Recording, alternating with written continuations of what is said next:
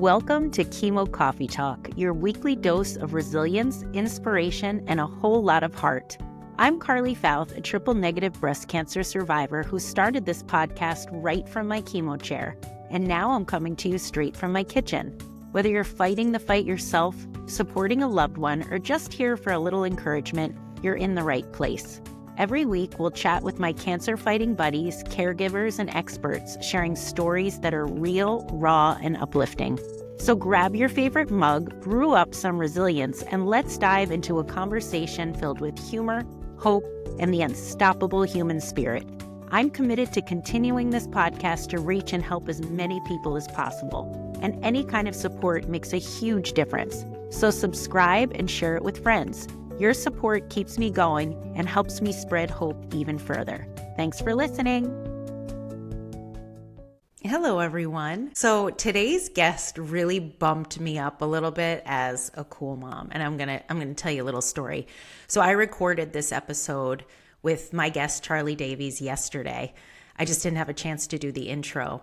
But what happened was later that evening, my son, who's a teenager, wanted to know all about the interview, and he was acting really interested. And I thought to myself, I don't know when I started to become somebody who wanted someone's approval so bad. I feel like teenagers, all of a sudden, if you have maybe you can relate if you have a teenager as a kid, but it's like they are the cool kids. And if they say they are interested in something you are doing, it's like you try to play it cool and you're like, oh yeah, whatever. But inside you're like, wow, I did something that they actually approve of. So that is what happened last night. My son Riker was asking me, when are you going to edit this? And I said, well, I don't know, maybe Monday. But inside I'm like, no, I'm going to do it tomorrow to get this out so he can listen to it. So this is probably the best guest I have had so far as my kids are concerned, because it's a professional soccer player, Charlie Davies. I'm so excited to have him on my podcast. What really struck me about Charlie, sure, he's a well-known soccer player. He's done so much, but he's had so many challenges in his life, and he has chosen to use those challenges to push him forward as a human being. I can honestly say that I have never had a conversation with someone who is so sincere and so kind. He was completely locked in the interview. He even flipped the script a little bit and asked me a question, which kind of took me by surprise, but I thought that was the coolest thing ever. So I think you're going to really enjoy this interview. This is one of those interviews that you can share with your kids as well. It's not all about cancer. It's truly about choosing to take the challenges that were put in front of you and turning them into fuel for your fire. And he talks also a lot about just the importance of being kind and noticing people. So I think you're really going to enjoy this episode. You know what? I also want to say, if you are someone who would like to be on a podcast, if you have a story, if you have a cancer journey, if you are a caregiver or have any relationship to a cancer patient, or you're a cancer patient yourself, an expert doctor, whatever, reach out to me. I would love to hear from you. You can reach out to me at my email, carly@fitfuncarly.com. I love meeting new people. I would love to hear your story, and I'm open to any and all guests sharing their battles and trying to help other people learn how to face their battles as well. So we can all inspire each other. That's why it's important to talk about these things. So enjoy the show. Well, this is a huge treat. I have Charlie Davies with me today, and I was telling him before we hit record, I feel like a really cool mom, because it's the first guest of Chemo Coffee Talk where my two sons were like, that's really cool, and they're actually interested in who I'm talking to. So Charlie, thank you so much for making the time and joining me on the podcast. Of course. Thanks for having me. Yeah, this is going to be fun. So let's get right into it. A big thing that I usually talk about, and a part of my platform, is that life is hard. Nobody escapes. And I think that when life hands you certain things, you have a choice of what you're going to do with it. So everybody has their struggles, but I think that some people take those struggles and can overcome them and make the most out of them, and other people choose not to. But you are one of those people who have had a lot of challenges in your life. Some of you may be familiar with Charlie's story, but if you're not everybody is a soccer fan like my family. But you have faced significant challenges from growing up with your mother mother's mental illness and your father's struggles with drug use. You grew up in New Hampshire, right? Is that right? Yeah, I grew up in Yeah. Manchester, New Hampshire. I was born in Lawrence, Massachusetts. Okay, so you're a New England boy. You Yes. also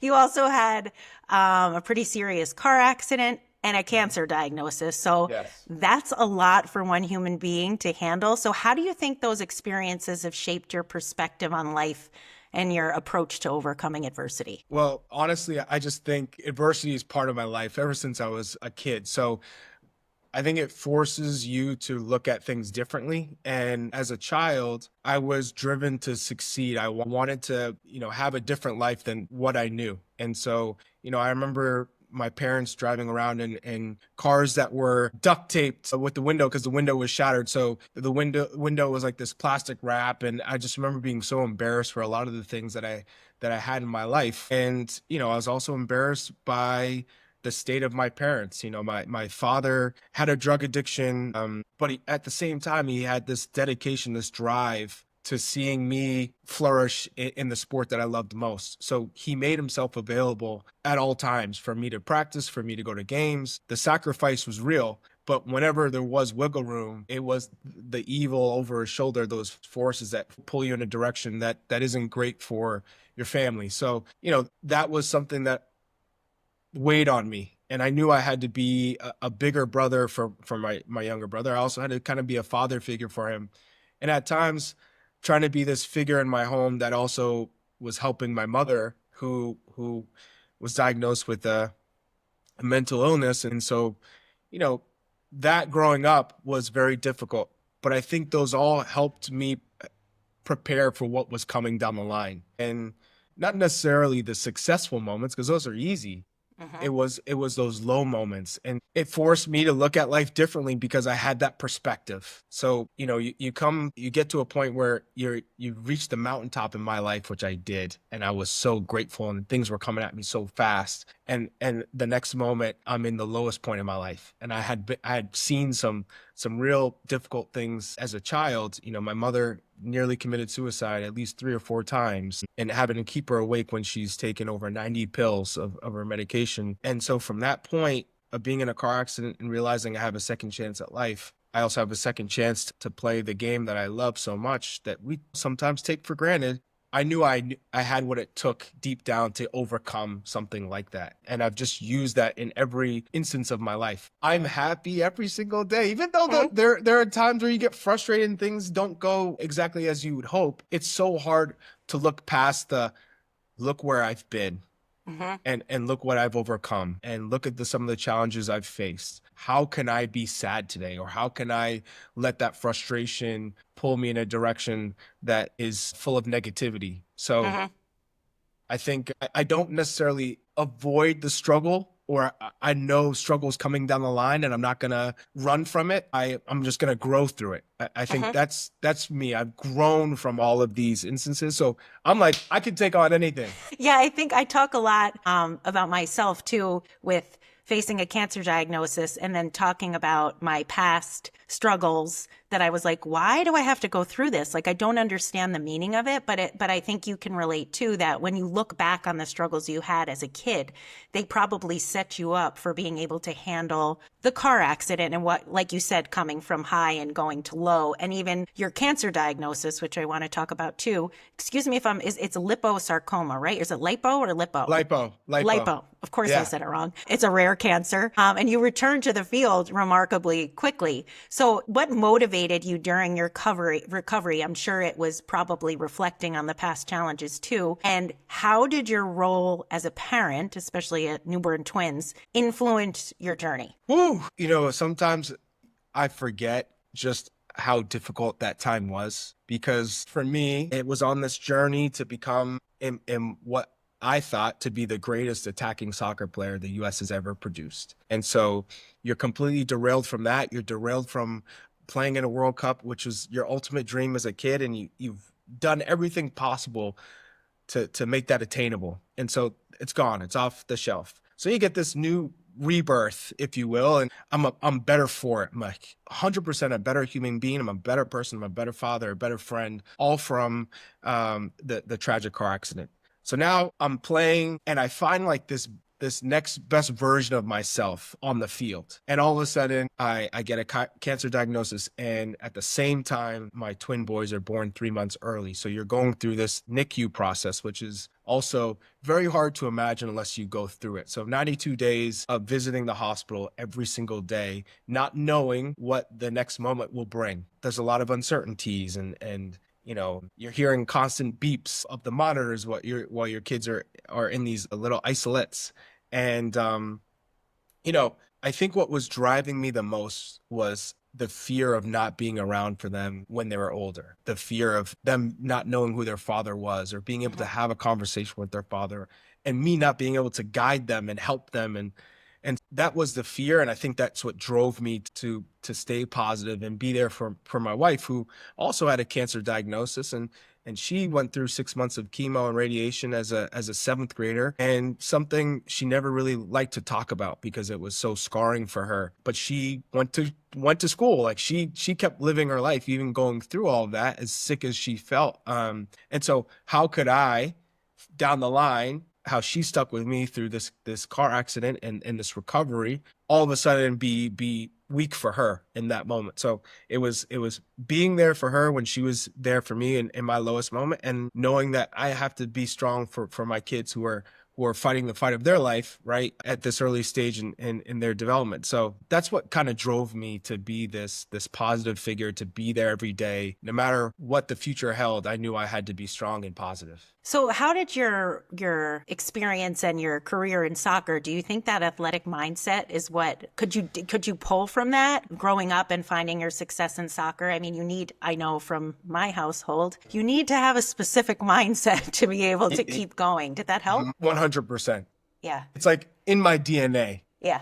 And I think to all these hill runs my dad made me do as a kid, I'd have to run a 2-mile run before every practice. Meanwhile, school's out, so you're seeing your friends playing it in their backyards, playing with their friends. Always ask me, what are you doing training for soccer? Like, no one really played soccer when I was a kid in New Hampshire. So, you're sacrificing all the fun that kids normally would have, but that was my dream, and I felt like that I was born to do that. So you have to dig deep, you have to overcome the pain and the sweat and the fatigue. And so that just carries on as you're, going into high school and college. And I wrestled, and I attribute a lot of the mental toughness I developed from wrestling in high school, as a sport I never experienced until high school, and having to be disciplined with your eating and managing your weights and those long, tough practices. I had a high school coach, Alex Konovalchuk, and he was instrumental in my growth and my development, not only as a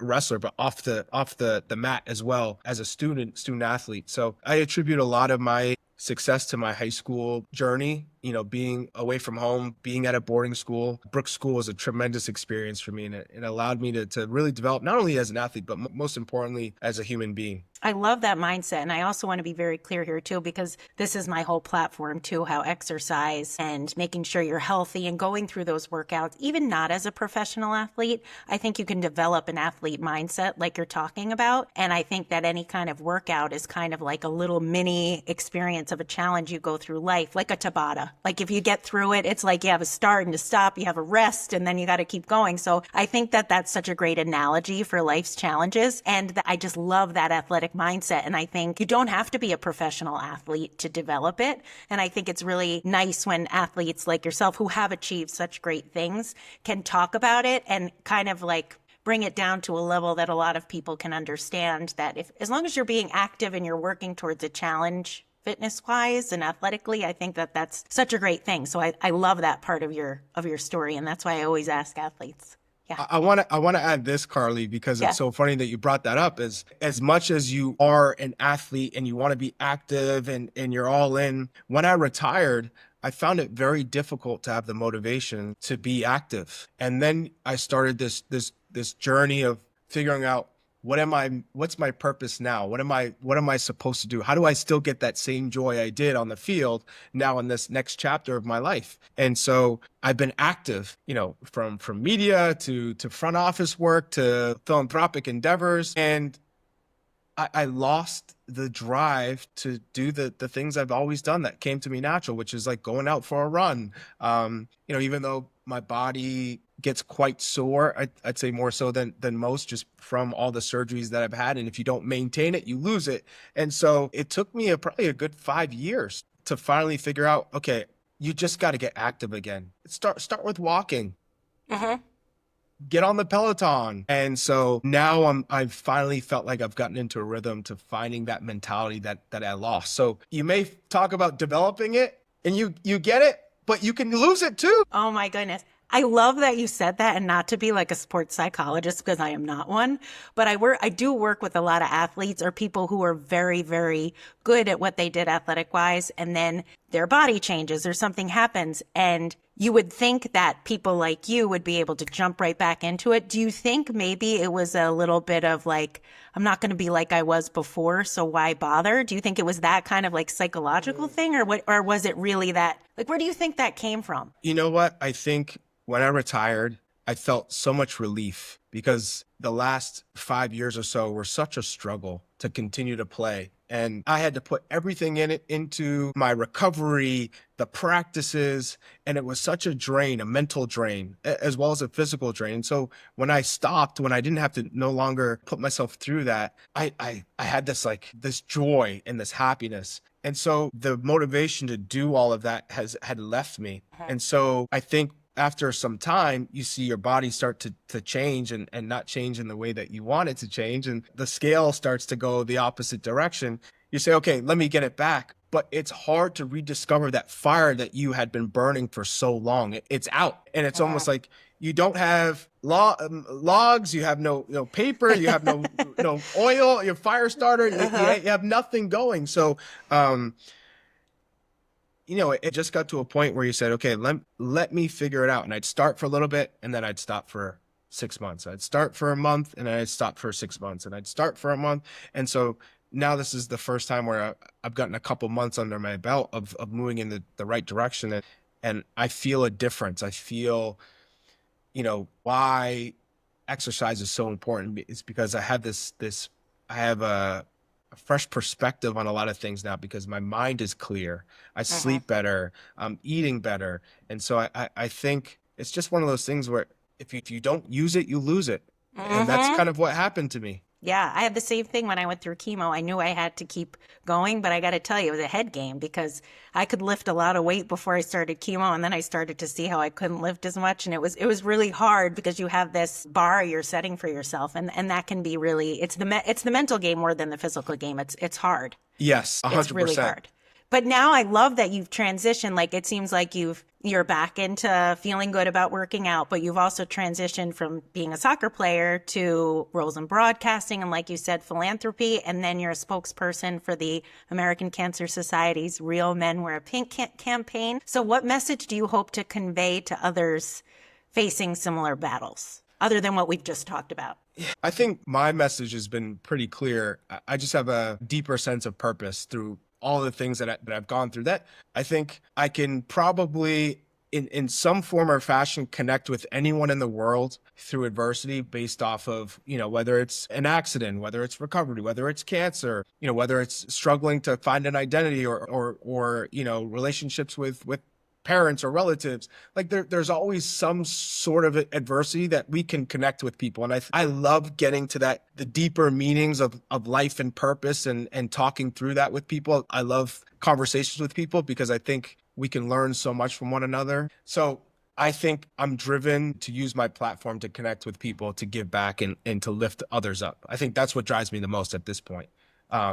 Whether that's being on the field and talking to kids about soccer, but also, hey, there's much more to life than soccer. And so as much as you want to develop in a sport as a young kid, here's some other things to think about. Like being a good teammate, being a good son or daughter, being a leader, trying to lift people up, as well as when kids go through difficult things. There's a young kid that I'm coaching whose father passed away, and that's your main father figure. That's who you look up to, your role model who teaches you things. So what can my part be to help him every day that I get to see him? How can I help him and maybe fill that little void, even if it's just the littlest tick in it that gives him some joy. So, to be honest, I just think about how can I make a difference? Even the slightest difference. How can I let someone know that I hear them and let them know that they're not alone? Even if they feel a little less alone, then everything's worth it, right? For me, that's how I look at it. Is I had a conversation with someone at work when I just started working in the front office, and it was just a small thing of every morning I take the extra step to say hello to every single person that comes into the office. Whether it's, hey, how's everything going? And that's it. And we have that brief conversation, but just let them know I see them, I hear you, and I want to acknowledge that you're a real person and that you have feelings. And it might have been about 6 months later, I got a Facebook message at like 4 in the morning or 3:30 in the morning from this particular person who said, I'm about to commit suicide, but I wanted you to know that I really appreciated every day of you coming up to me. It made a real difference. I looked forward to that hello every morning. And lo and behold, unfortunately, he did take his own life. Oh my goodness. That's something that always it hit me hard, but it's always stayed with me. That's something that we can all take the time to do, is just to acknowledge someone when they walk by, a simple good morning, and we don't do it. And it always frustrates me of why do we let people walk by us and not even take a second to say hello? Just, you see them. Why pretend they're a ghost or not there? And that's in every aspect of life. So you're walking down the street in your town, hi. Just a simple hello can change somebody's outlook or change someone's mood. At least it's worth a try. And so, I think that's an important thing to do. And I try and spread that for all the people I come in contact with. What a powerful story. And that's what I heard about you as a human being. Like, that I've heard that you are like that. And I couldn't agree with you more. I think that's the most important thing. I think that's what being a human is all about, is seeing other humans and trying to connect. And I also think that, I know from my experience, the reason why I started the podcast, the reason why I wrote a book, is because it's my way of making purpose out of something crappy that happened to me. Because I can't sit here and just be like, oh, well, I got cancer and that's the end of that. I'm like, I have to take this, and I get to be the author of my own story, and I get to create what I do with this terrible thing to help other people. So it's the same thing. You had the choice of all these things that happened in your life to turn it around and give it purpose. So I applaud you for that. Could I ask you a question? Yeah. So how did you get through the darkest times of your life, and what motivated you to come through it in the way that you did, but also to lean into it and say, I'm not embarrassed or ashamed, or I don't want to avoid this. I want to bring this up. I want to empower people. What made you make that type of move? I think it was probably based on fear, and I don't like to feel scared. So I have this ability, which I've always had since I was a little kid, to reframe situations. I think it's been like a protection thing for me. I'll be going through something, but I'll be like, wait, I can reframe it, so then I can do it. So going to chemo for the first time, which is tomorrow, it's a year ago that I had my first chemo treatment. I was like, I can't walk into the chemo room. I can't do it. I wouldn't tell anybody this because I like to put on a brave face. But I was like, okay, it's not chemo day. It's podcast day. I'm going to start a podcast from my chemo chair, so that I had these chemo buddies coming with me, and I could ask. They were all people that have inspired me and got me to the point where I could handle something like this. So I could feature them and talk about all the great things about them, and have them teach lessons to other people of how to get courage, how to be nice to other people, how to communicate, all these lessons. And I just felt like, okay, because you had chemo, right? No. Did you? Oh, you didn't. Okay. No, well, I just had a surgery. Yeah. Okay. Well, I'm not saying that's bad. That's big of itself. But But it's like having to go, how bad it is, and you have to go back every 2 weeks. So the night before, I'd be like having a panic attack, and I'd be like, no. Tomorrow I get to go into the podcast studio. And I just realized that it was up to me to use that experience to help other people, because I knew I couldn't be the only person feeling what I was feeling. So I think that is what fueled me to take something terrible. And the only way I knew what to do with it is to try to make lemonade out of lemons and try to help as many people as possible. So very similar to you. That's why when you're talking, I'm like, yes, Awesome. we're on the same page.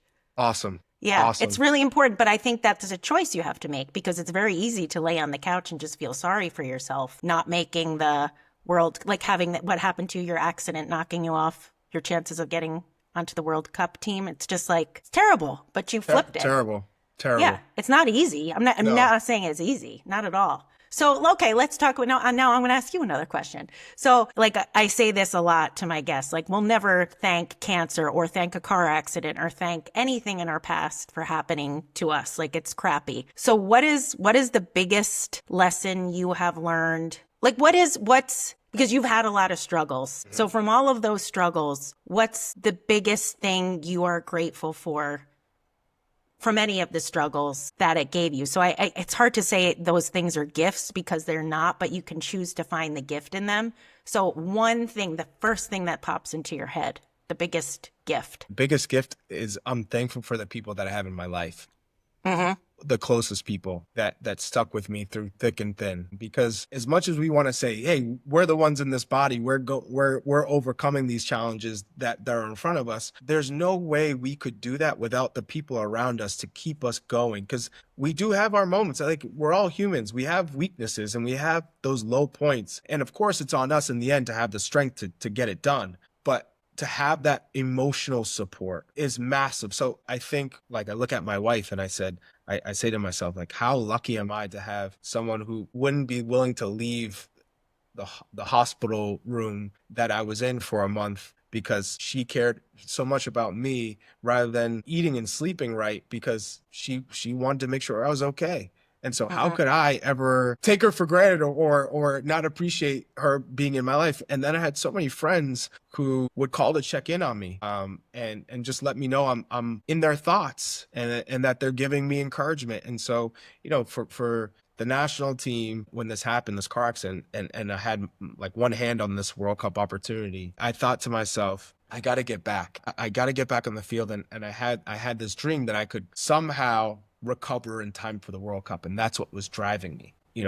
This fracture that I had in my right femur from the car accident, that there's a sharp edge that would jag in, that would stab into my quad muscle whenever I really activated it. And it was like a knife going into my quad. And no matter what you did, you'd have to wait for the bone to round off, and it's the body's way of healing. And so Mm-hmm. you're on your body's time, not anyone else's time. So you have to wait. Nothing else you can do but be patient. So I had to kind of do other things to stay engaged, and try and work on my left elbow, my left arm, because my left elbow was fractured and dislocated. So you're doing all these things, and in the end, you have all these teammates telling you, you can do it. I know you can do it. Even though there's most of the world, even the doctors were like, there's Mm-hmm. no chance you're making the World Cup. And I don't know if you're ever going to be able to play again. So I look at it, wow, I'm always going to be so appreciative of the people around you, and to make sure that you give that love back. So Yeah. it's not just one way. So that's the first thing. And I'd say the second thing is just always, like you said, changing the narrative, and changing the story, and flipping the script, in terms of it could always be worse, Mm-hmm. and take life for granted, because I remember being in a hospital bed. I remember not being able to use my left hand. I remember being in a wheelchair. I remember, like, all of these moments, not being able to walk or eat or play soccer or be outside. And so it's like, man, every day it's like you get another chance. You get Mm-hmm. another. So and today's troubles aren't tomorrow's troubles, right? So Mm-hmm. I think those are the biggest things that I took away from all of these moments of adversity. And so if you can be this aura and carry that with you all the time, sure enough, it's going to spread, and Yeah. you're going to hit anyone you come in contact with, and hopefully they feed off of that. Yeah, and it's the other thing is I think people like you and I who have been up against hard things, we have seen human kindness at a level that's so beautiful that you can't see it unless you've gone through a really hard Mhm. time. So I think that's a gift too, and that's where that aura comes from, because I think you and I can look around and be like, there's so much beauty in this world because we've felt it from people, from the kindness of the people in our support system. So A I think hundred that's a percent. beautiful thing. I'll also add, because when I was going through the recovery process, that was grueling. I had so many people send me letters and Hmm. emails, tens of thousands, and I read through all of them during these moments when I'm so tired that I can't even raise my legs, and so I'm like, all right, let me read. And I'm reading, and I was just getting filled with love, and appreciation, and fuel for this journey. I gotta say, I gotta thank just people in general because Mm-hmm. that's the kindness we're talking about. They don't Yes. have to write. They don't have to send you an Mm-hmm. email or send you a letter, but they took the time to let you know that you moved them in some form or fashion. They care about you and they want to see you succeed, or they want to see you get back. And so, yeah, I'd have to say, I think that's something I'm always mindful of as well. Well, Charlie, you're just as nice as everyone says you are. You're like a bright light. I can see like an aura around you. You're a really bright light. And I really, really appreciate you taking time out of your busy schedule to be on my show. And I Of wish you course. continued success. Yeah. Thank you No, so thank you. much. You were a joy as well. Thanks, Charlie. Let's not downplay this. You've absolutely crushed this. Uh, you're I've so kind. no, I've really enjoyed this conversation. Me I too. think I think conversations should happen like this more often because we as humans can forget things. We can Mm-hmm. forget. We need some reminders sometimes for perspective, or that maybe something isn't as important as you thought it was. And so I think it's always good to have some refreshers. And I think, as bad as we think we had it, or at the time we thought we had it, there are others in far worse situations, right? So we have a life. We're using our platform in the right way, and I thank you also for bringing up having these conversations and bringing up some of these tough moments for a lot of people, because if we can share them, it gives people strength to know that they can overcome these things, and that they should also share some of these moments and not run from it, address them, because it Mm-hmm. gives them more strength. 100%. Man, this just made my day. I can't get Same. it. Thank you so much, Charlie. Thank you. Thanks for joining me today on Chemo Coffee Talk. I hope this conversation left you feeling inspired, uplifted, and a little more connected. Don't forget to subscribe, share this episode with someone who might need it, and leave a review. It helps me reach more people looking for hope and resilience. And remember, no matter what you're facing, you're never alone. Until next time, take care of yourself and keep moving forward.